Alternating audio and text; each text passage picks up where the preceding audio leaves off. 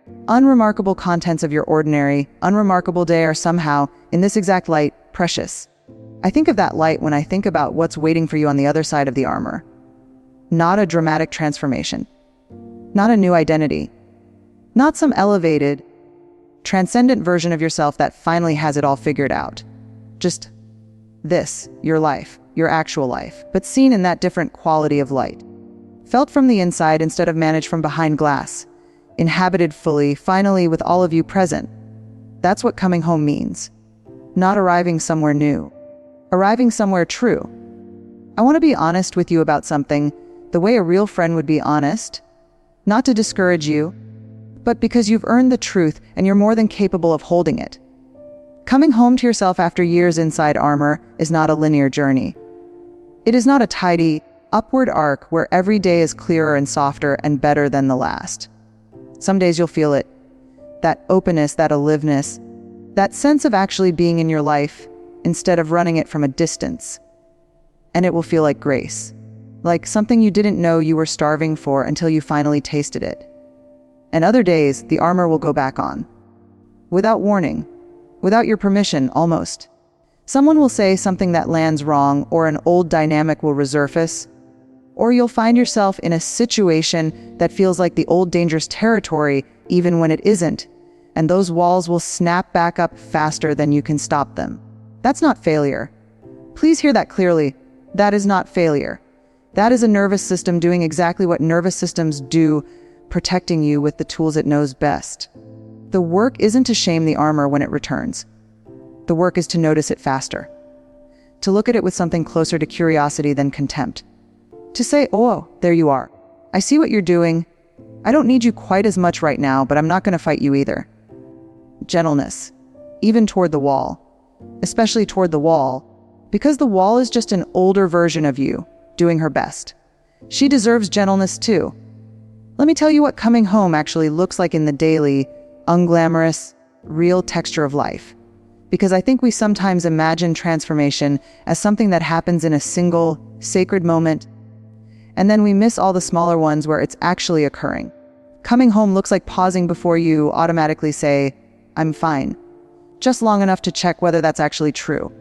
And then, sometimes, maybe more often as time goes on, saying something real instead, not dramatically, not as a confession, just as a simple, radical act of truth telling between you and another human being.